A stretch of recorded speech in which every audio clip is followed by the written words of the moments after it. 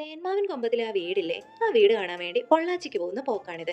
ആദ്യം ഒരു കടയിൽ കയറി ചായ കുടിച്ച് വീണ്ടും ഒരു കടയിൽ കയറി ബ്രേക്ക്ഫാസ്റ്റ് ഒക്കെ കഴിച്ച് മെല്ലെ മെല്ലെ ഞങ്ങൾ പൊള്ളാച്ചി എത്തി. അവിടെ എത്തുമ്പോഴേക്കും ദാ ഇങ്ങനെ നിരനിരയായിട്ടുള്ള പുളിമരങ്ങൾ കാണാൻ പറ്റുമായിരുന്നു. പൊള്ളാച്ചിയുടെ ഒരു യുണീക്ക് ഫീച്ചർ ആണല്ലോ ഇത്. ഒരുപാട് സ്ഥലങ്ങളിൽ ഇത്തരത്തിലുള്ള വഴികൾ നമുക്ക് കാണാൻ പറ്റും. അതൊക്കെ കടന്ന് ഞങ്ങൾ പോകുന്നത് സേത്തുമടയിലേക്കാണ്. അവിടെയാണ് നമ്മൾ മുൻപ് പറഞ്ഞ വീട്.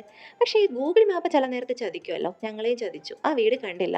പക്ഷെ സങ്കടമില്ല, അതിന് നേരെ ഓപ്പോസിറ്റ് ആണ് ഈ വഴിയിലൂടെ പോയപ്പോൾ ദാ സ്വർഗം പോലുള്ള ഈ ഒരു സ്ഥലത്ത് എത്തിപ്പെട്ടു. ഒരു ഭാഗത്ത് കാടും മറുഭാഗത്ത് അരുവിയൊക്കെ ആയി അടിപൊളി ഒരു സ്ഥലം. ഒരു 90s കിഡ് ആയതുകൊണ്ടാവും നഷ്ടപ്പെട്ട എന്തൊക്കെയോ തിരിച്ചു കിട്ടിയ ഒരു ഫീൽ ആയിരുന്നു. ഒരുപാട് നേരം ഫോട്ടോസ് എടുത്തും റീൽസ് എടുത്തും ഓടിയും കളിച്ചും കിടന്നും ഒക്കെ ഞങ്ങൾ അവിടെ സ്പെൻഡ് ചെയ്തു.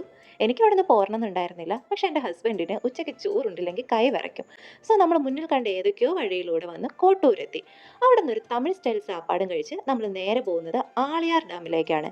ഞങ്ങൾ ടിക്കറ്റ് എടുത്ത് ഡാമിൽ കയറി ദാ പെയ്തു മഴ. കട്ട വെയിലും പ്രതീക്ഷിച്ച് തൊപ്പിയും സൺസ്ക്രീനും ഒക്കെ ആയിട്ടാണ് ഞങ്ങൾ വന്നത്. ഞങ്ങൾ ഈ മഴയും തണുപ്പൊക്കെ നന്നായി എൻജോയ് ചെയ്തു.